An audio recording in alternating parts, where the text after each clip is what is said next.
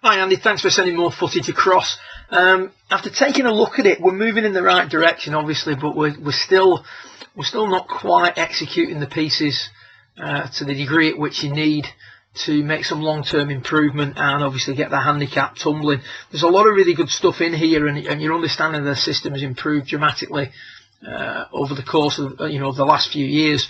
And whilst your understanding is good, the moves are still, certain key moves still need to be executed to a slightly higher standard, or we need more of the same mechanics. Basically what we're trying to achieve here is we're trying to get the hands to work inwards rather than what they would have historically done, which was elevate upwards very quickly. We're also trying to control the relationship between the club face and the arc of the swing in the early part of the backswing. So from P1 to P2, we're trying to control the degree of rotation of the club face. If the club face rotates open to the arc too much, that will generally force the hands upwards and outwards a little bit too much in your case, leveling out the shoulder turn and severely restricting your ability to keep your head in the box and maintain your inclination to the ground. So that's the sort of move we're trying to create. It's the sort of move we're trying to cultivate from, or since your visit and via the other video that I sent across last month. So if we take a little look at, I'll just move Charlie back to where we want him. P2 is our checkpoint. If we take a little look at the footage that you sent me across the other day with the iron, I've just tried to pick out the best two pieces of footage, really. One or two of them quite, dark, for future reference as well when you are videoing. I know it's difficult sometimes when you've got the tripod and the iPhone. Close that door. And try and make sure that the camera is in line with the body. So we want the camera positioned sort of on the stance line, really, so that we get a better view or a less distorted view of what's going on in the takeaway. If we watch your takeaway on this one, you can see that the club starts to roll too much too soon. So you can see at that point the club has already opened in relation to the arc of the swing. That's what the stepping video was about on the previous session that we did. That in turn has leveled out the shoulder turn, so you're no longer turning very early in the piece. The shoulders are not turning at right angles to your inclination to the ground. So that tilted angle that we turn on has started to level out very, very early in the piece. Just going to run this through a little bit further. You can see the hands are undoubtedly working inwards much better than they were on your first visit.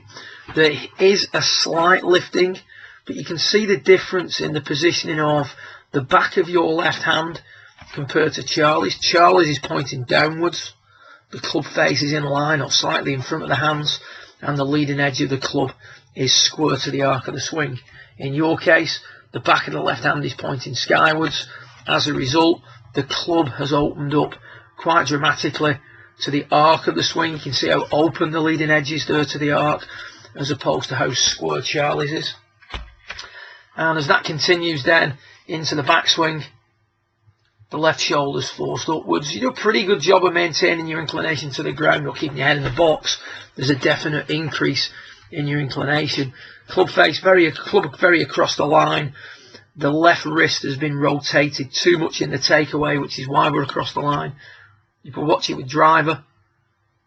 More of the same. With the longer club, you find it more difficult to get the hands working in long enough because of the rotation. The shoulders are leveling out more. And again, we're very much across the line at the top. From there, the plane line is shifted, in theory, a long way to the right. So what we're going to do now in both downswings is make an attempt to shift it to the left. We're going to uncock the wrists a little bit too fast. We're going to unwind the body a little bit too quick. That's pulling the left arm out. So we've got a lot of sort of push bias early in the swing. And now what we're going to do is we're going to throw a lot of pull bias in there. The problem is, if we continue in that vein, we're just going to hit a Healy pull or a Healy cut down the left hand side. In an attempt to stop that happening, we push up out the ground, the head comes out of the box. On that particular one, we caught the top of the ball with the bottom of the club, which is where your low point control issues are coming from. And on this particular swing, with it being on a T-peg, all our moons are lined correctly, and we hit what looks like a pretty good shot right up the pipe on that tee shot. You know, you've got to remember in this instance that you can hit a good shot with any sort of action if it's timed properly, but you can see we're relying heavily on the amount of timing that we've got on any given day.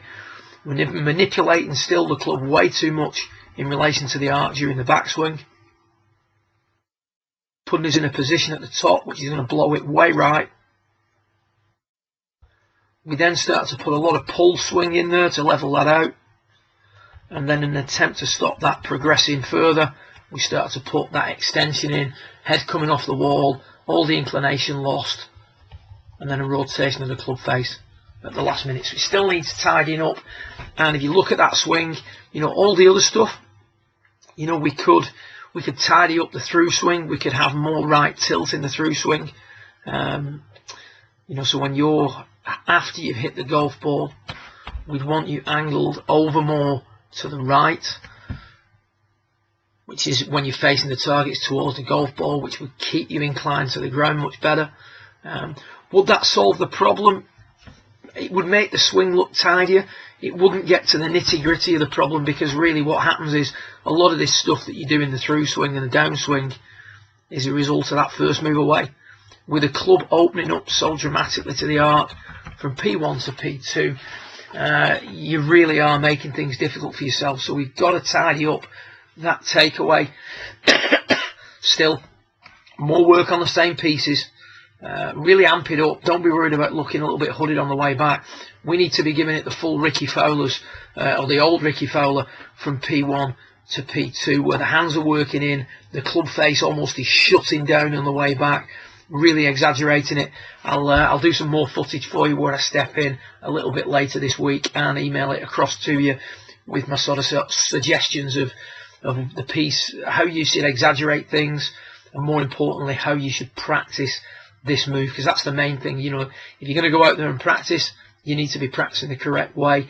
It's no use just hitting loads and loads of golf shots if we're not getting the piece in there quite enough. In my opinion, you're seeing a little bit of this with Tiger at the moment. He's trying to improve things with Foley. Foley's obviously knows what he's doing and he's asking him to do certain things.